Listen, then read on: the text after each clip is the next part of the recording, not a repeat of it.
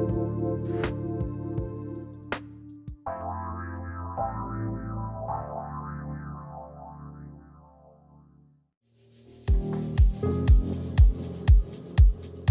Shift Podcast, Perspective and Our Power to Change, invites us to expand our lives by changing the lens we see through. Is something different calling you? Do you ever ask yourself, is this all there is? Or have you forgotten why you're even here?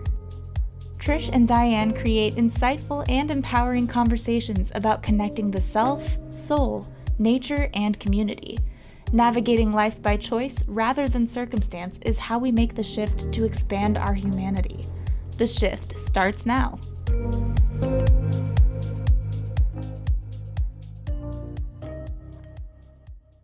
Welcome, everyone, to another episode of the Shift Podcast. We are on the Transformation Talk Radio Network, and we're part of the Cornelia Stephanie Media Group. I'm Trish Campbell, your co-host, along with my good friend Diane McClay, and we're here with episode 10 of The Shift, and Mercury Retrograde is in the hot seat today, but that's not all we're going to talk about. We have a special guest, and I'll introduce her in a moment. So excited you're joining us, and I just want to start off, as we always do on The Shift, by acknowledging the land on which we settle and honoring those inhabitants that came before us and that still have that connection to Mother Earth, their connection to the land, sharing their wisdoms over millennia. And we honor them and offer our gratitude for that stewardship. And so thank you so much for joining us. We have a special guest today, and she's a good friend of mine. Her name is Nayelli Perez. She is the founder of Astrologer. She's an astrologer. She is all about bringing astrology into the mainstream and helping people live their lives authentically. Astrology can be a tool for us, and she's going to share some of that with us. And so welcome, Nayelli, to our show. I'm so excited to have this conversation. And Diane, why don't you lead us off? Well, thanks. Welcome, Nayelli. It's great to have you. I'm excited because I'm kind of like a third grader when it comes to astrology. I know the concept of it. I know people talk about Mercury retrograde. I'm one of those people who's like, I have no idea what that is. I seem to live my life just fine without knowing what retrograde is doing to my computers or my conversational ability. But I'm looking forward to learning a little bit more about that. On our last show with Karen Timer on 50 and Free, we talked about claiming your life. We talked about making decisions and that we always have a choice. And we talked about being in search of something new. And that seems like it's a great introduction to looking at old wisdoms and old languages and looking at the lessons and the teachings that humanity can learn that often get buried by Western culture or get overshadowed by the way we're taught. So on The Shift, I'm excited to figure out how we're going to shift our perspective and learn a little bit more about you and your specialty. Yeah, thank you so much for having me on the show. I'm a fan of The Shift. I listen to the episodes whenever they premiere. So to be a guest, especially on episode 10, such a nice number. It's such an honor. And I'm really excited to have this conversation so that, we can talk a little more about astrology, the misconceptions, and really shifting the mindset as to what astrology can be for individuals and how it could be a tool for living an authentic life. And Diane, you bring up such a good point of free will versus, having a choice in life versus what happens to you. And I think that's one of the misconceptions that I hear about astrology, where people think it determines your whole life. And that's not necessarily the case. I see astrology as a tool that individuals can use to learn more about their being and what things they may encounter in life and how certain planetary transits and things that are going on astrologically can actually impact the individual. But at the end of the day, the person has the free will to decide what they do with all the influences that are getting thrown their way, especially during a time like now with Mercury retrograde. Yeah, that is so true. I know, like, the work that you do, and I see you on social media and everything you're sharing, and everything you share always resonates with me with what's going on in my life and the energies. And it's so true that we have those tools for us to help us in our path of self-awareness and our path of evolution. And something stuck out that you brought up, like the energies that are current right now. And that's why we focused on Mercury retrograde. I mean, there's other things we're going to talk about, but I know I've been feeling this energy come in and affecting my life. So, and I know like you and I have had that conversation, Nayelli. So, and I know Diane said, what is retrograde?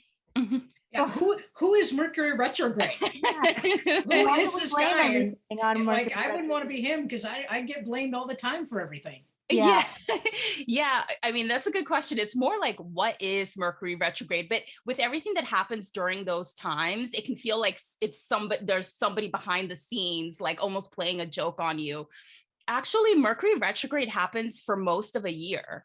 So Mercury retrograde lasts about 3 weeks, but technically a little bit longer, and I'll explain in a bit why. So Mercury retrograde happens about 3 to 4 times a year, around every 3 months. So what a lot of people don't realize is that actually Mercury retrograde happens quite often. So we sort of, I mean, my rule of thumb is you kind of have to learn to live with it and try to make the best use out of the time. So technically what's happening with Mercury retrograde, if you were to take it from a planetary point of view, is that Mercury, is orbiting just like every other planet. And when retrograde happens, it starts to go backwards. It starts to shift directions backwards. So I like to think of it like a plane. Have you ever been on a plane and all of a sudden it has to change elevation, or maybe it has to turn around, or maybe it can't land, so it has to go in circles over a certain area? Whenever that happens in the plane, even though it's going to be okay, it feels a little weird. You feel like for a few moments, the plane is going up and you feel like a little bit of a shift, or it's turning around. I like to think Mercury retrograde is the same. When it's going backwards, it's a little wonky as it does that. And so when it's going backwards, that'll last about 3 weeks.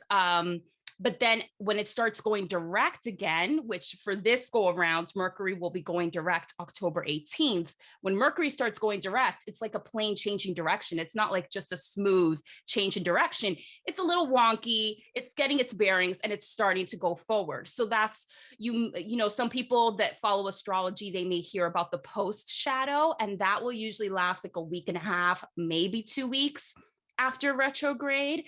And that's when Mercury the planet is just starting to go forward, but it's taking some time to get back to regular speed.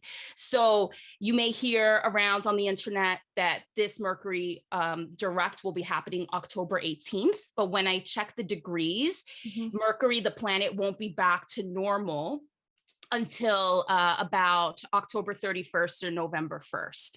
So I like to tell people that really wait until that time to kind of be out of that Mercury retrograde funk. And with Mercury retrograde, it affects things relating to communication, technology, which I've noticed just in my own life. So also travel. So if you're traveling during Mercury retrograde, and you already had the plan set, don't cancel them, but maybe make sure you have everything in order because things can go wrong. Technology can act a little weird. For example, earlier today, my computer screen just went blank and was all black, and that never happens. So I just went with the flow. I blamed it on retrograde. It was fine. And depending on where Mercury retrograde lands on somebody's chart, it can also affect other areas of their life. So I'm a Libra sun. This Mercury retrograde is in Libra, so it's just affecting me on a huge level, and I have felt it. For other people, it might be affecting other areas of their life, depending on their chart. Yeah. I want to jump in here if I can. Okay, sure. Trish, all right. So I have a simpleton brain when it comes to astrology. Like, I'm a third grader. Yeah. So I find sometimes, and I apologize if I offend either one of you or my astrology friends, but when someone always blames retrograde, it kind of feels like they're not taking responsibility for what's happening in their world, right? And so one of the questions I would have is, how do we make the choice to get out of the blame game? Oh, the sun was in my eyes, the planet was spinning backwards, whatever. How do you encourage your clients and people that are just starting to understand astrology to really create a perspective shift and use this as a tool, but then take responsibility for the things in their lives that might be affected by this. Does that make sense the way I'm asking it? Oh, absolutely. And I think that's a shift that just needs to happen in general when it comes to retrogrades, because whenever there's a retrograde coming up, whether it's Mercury retrograde or another one, people just get worried and they're like, oh, retrograde's coming, everything's going to go wrong. And I mean, you could have that mindset, but then it's not going to allow you to make the best use out of that time. So how I like to shift that thinking of is, okay, it may feel weird the next few weeks for you, depending on what's going on in your life, but take this to your advantage. The good things about Mercury retrograde is that it's a time to slow down. So if anybody ever keeps a diary or tracks their days as to what's going on, they may notice that during Mercury retrogrades, it's a time where things slow down, maybe work isn't as busy, maybe things they got started with are slowing down or are taking a pause. And instead of looking at it as, oh, things aren't happening, I'm frustrated, a shift in mindset can be, okay, life is slowing down for me so that I can rest a little more, so that I can actually reflect and think about how have the past 3 to 6 months been for me and what can continue, what needs to change. So Mercury retrograde is really a good time to allow yourself to slow down a little bit, allow yourself to surrender a little bit, and really think about how your year is going or how the past few weeks or months have been going, because life can go by so fast and it's so easy to just forget to reflect. I know I forget to do that. So, retrograde for me is all about the re's. I did a post about that, in one of the last retrogrades. It's a time to reflect, review, reconsider anything that's related, any word that has think about it during Mercury retrograde. And if somebody does that during that time, they can come out of it stronger, with a clearer headspace and ready to take on what will come their way after retrograde. And also, Mercury retrograde isn't a good time to make decisions. And I think some people get frustrated with that. Clients I have, friends I have, they're like, I can't make decisions now. And it's like, maybe you don't want to. If you make a decision right now, it might be too soon, or things may shift and change. And then all of a sudden, 2 weeks later, you're regretting that you made that decision. Slow it down. That decision will be there for you in a few weeks. You don't have to make it right now. Yeah, that everything you're saying resonates so much, especially these last few weeks, this energy that we've been in for myself, and just thinking about what we've been talking about on the shift and the communications and taking a breath for a minute in between doing and just being. And one of the things I've come out of this with is we can't receive if we're too busy doing. And so that's one of the lessons for this retrograde is to almost force myself to stop and pause, especially when I want to feel that urge to go and move. And so I think this is the thing, how we can use astrology and kind of explore deeper into maybe things we're feeling or why we're feeling a certain way to go inward.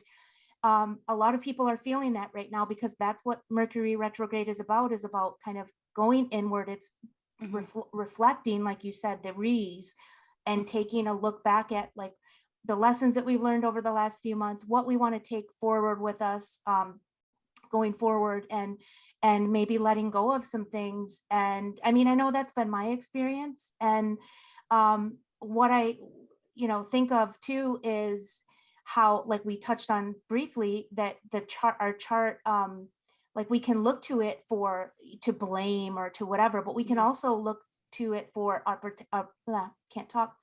Slow down, Trish. Potential for our lives and what is possible. So I know you do some of that work. You have your own podcast called the Astro Read, and you started this interview series. I was a guest. I was honored to be a guest on that. Yeah. Interviewing people and how, talking about how their lives are lining up with their charts and what they're doing. And I remember when you were talking about mine, you said I was my chart personified. And I love that because I want to be, and I know everyone who's on this path of self-awareness and growth and evolution, we want to be reaching for that potential. So Talk a little bit maybe more about that and like the free will and like in your work with, why you kind of also why you're doing this and why you're, into astrology and helping people live more authentic lives. Yeah, absolutely. Yeah. I would say astrology for me is a tool for self-awareness and also to live authentically. And it sounds dramatic, but sometimes I tell people astrology saved my life, which sounds so extreme, but it's so true. Yeah. I definitely had challenging times, earlier in my life. And I just got to a point when I was in my 20s when I thought to myself, why is my life the way it is? I can't take it anymore. And I really turned to astrology to start figuring it out. And astrology just happened to be a tool that resonated for me to figure that out. And I've been studying astrology since I was a kid, since as long as I can remember. I can't even remember how old I was. I just was always connected to it, drawn to it. And I took it more seriously as an adult and started reading more books about it. And it really saved my life and I started learning more about my own chart. And over the years, I've had to learn that dichotomy of free will versus what's fateful and what's a part of you. I think for me, I've learned that astrology helps me understand and put words and meaning to why I have certain tendencies and why certain things have happened in my life. But then it's up to me to understand how to navigate that and make my own decisions. I always say, fate is what life throws your way and destiny is what you do about it. So it's that it's those two sides of the coin rather. So say that again. Just for our listeners, sure. I think that's powerful. And I think that's a way to slow down. So fate is what life throws at you. Destiny is what you do about it. Yeah. Let that sink in for a minute. For people that are driving, like fate is what life throws at you. And, you're going to have the choice on how you deal with it. And you have to have courage to get through it to the other side. Yeah. But destiny is what you do with it. And I have like chills. Sorry to interrupt you, but I thought that was important. No, thank you. Thank you for really taking the time to pause on that moment, because that's really what astrology means to me. When you learn about your natal chart, you'll learn about maybe what you were fated to encounter or what personality traits you have or what areas of life you focus on. But then destiny is what you do with that information. Like that's not the end of the story. That's just the beginning. Whenever I've worked with clients, I've found out so much about them, and they always say that the astro reports they get from Astronatic validate the feelings they've had. But Diana, I see you're itching to add. Well, I just want to say that like what I'm hearing, again, with my third grade mind, is I'm hearing that astrology is a tool to help us understand who we are. And why is the number one question in America. It might be in the world. Like, why am I here? Why do I do this? Why do I procrastinate? Why am I so, controlling? And what I'm hearing you say is this is a tool to start to uncover the why, not only about us, but then I feel like it creates this bridge and this platform of how do I now use that knowledge about me? And then how do I incorporate that knowledge to recognize other people, maybe similar or different to me? This is what we talk about on the shift. And then how can I use that knowledge to essentially either live the life I want, solve a problem, build a relationship, that kind of thing. Am I summarizing it right with my third grade brain? Yeah, absolutely. You're doing a great job. It's more like a university brain at this point. I love it. I love it. It's you learn about yourself through the natal chart. It gives you validation. It helps you just give some context to understand why you are the way you are, and then what you do with it, that's up to you. And that's the next part of the journey. And I help individuals with that as well through the astro counseling that I offer. So I not only have a background in astrology, but I also have a master's degree in counseling. I've been a counselor for almost 10 years. So I'm trying to mesh the two to help people navigate their lives using counseling techniques and what they learn from their natal chart through astrology. And it really helps, with that journey. Whenever I analyze somebody's chart, the feedback they always give is, wow, like this explains why I am the way I am. This makes sense, and whenever I do somebody's astral chart, I'll ask them, what's an insight that you're hoping to gain from me analyzing this chart and doing your astral report? And whatever question they ask ends up being what their natal chart ends up being mostly about. So for example, I recently had a client and he wanted to learn more about his natal chart to figure out if he should take risks with his money, how to handle his money. Everything was about money. And then when I analyzed his chart, I found that there was a huge focus on the areas of the natal chart that had to do with making money. And that's pretty much his life mission. So there's certain parallels that I see. So I think the natal chart adds context to what people are already thinking. And then from there, we can work together to figure out, okay, how do you navigate that? What's happening, astrologically coming up? Well, full moons, new moons, eclipses, what's happening and how could that impact your life? And knowing that, what things might you want to think about, what decisions might you want to make? And that is where the free will comes in. I love that. I can attest to your work with the counseling and just you've helped me a lot. Like what you were just talking about, we've identified some stuff in my like why things are happening now. Like what is, and it's like literally happening because, not because of that, but that it helps explain and unpack why things are happening the way that they are. And it's like for me, astrology is like a healing tool as well. Like it's, that's part of my evolution is healing my wounds and having the courage to face that and to face the things that here's what it is, here's the potential, or here's what some areas of challenges are, and how are we going to navigate that, like you said. What I want to talk about next is like, because we are speeding through this, but we were talking about Mercury retrograde. That's going to be going direct, and I know other planets are going direct. Jupiter, my favorite one's coming up too.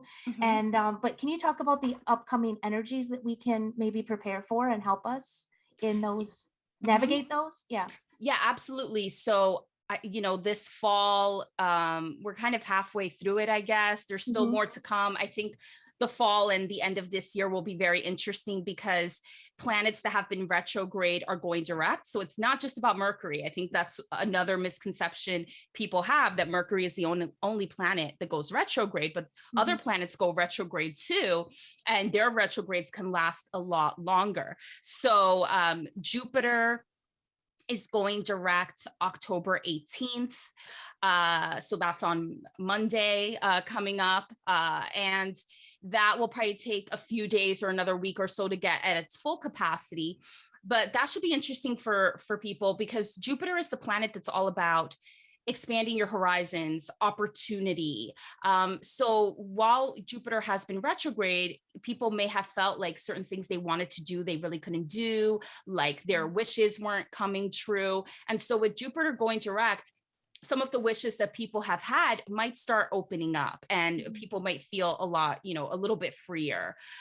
Saturn went direct October 10th, so earlier in October. And so that probably opened up pathways around learning tough lessons. I think with Saturn going direct, it's going to be a time for people to reach their next stage of maturity because Saturn can rule that area of life, tough lessons, maturity, growth in that way. And then Mercury will start going direct October 18th. So those are the planets that are going direct. There's also an asteroid that's going direct, which is Pallas Athene. That could be a whole other topic, but that's going direct November 8th. And that will open up pathways for people to be able to use their creativity and wisdom in an easier way. And if anybody has been feeling blocked in their creativity and wisdom, they may start to feel less blocked November 8th. And then we're entering eclipse season pretty soon. So I think that's like the big thing that's coming up next in the fall. And so for about like a year and a half, there will be eclipses in 2 signs and it'll go back and forth. So for the past year and a half, or so, we've been having eclipses in the signs of Gemini and Sagittarius. in a nutshell, for those that don't know a lot about those signs or are not those signs for their sun sign, it's been all about truth. So I think during this time, we've been finding out about our truth and all of that. And what is the truth, our truth, or what other people's truths are? And especially during the time of COVID, I think that's come into play. And so those eclipses are ending. And then towards the end of this year in December, we'll be having the Taurus Scorpio eclipses, and that'll open a new chapter in our lives of what we're trying to figure out. And I think it'll have to do with, now that we know the truth, what are we going to do about it? What lives are we going to set up for ourselves? And what do we have to let go of? Yeah, it does feel like the truth has been revealed, and now we're about to step into a new chapter. We only have a couple minutes left, so do you want to tell people how they can get in touch with you and all of that good stuff? Yeah, for sure. Just one correction. The eclipses in Taurus and Scorpio are actually starting in November, so sooner than I thought. But for whoever wants to learn more about what I do, my website is astronatic.ca. I'm sure you can find it in the description for the spelling. I'm also on social media on Instagram at astronatic_. And that will really give the gist of everything you can find out about Astronatic. And the Astro Read is on Spotify and YouTube if you want to tune into that podcast. Love that. And thank you so much for joining us. Go ahead, Diane. I was going to say, we're going to have the show will have, we'll make sure that we get that stuff posted. I actually really feel like you need to come back for the next thing. I feel like my brain is just like exploded. Yeah. My third grade brain went to fourth grade today, but you threw so much out there and there's so much energy shifting. Will you come back for the next episode of this series where we're exploring different perspectives and how fate and destiny kind of bring us together, and how we can move that forward with choice and courage?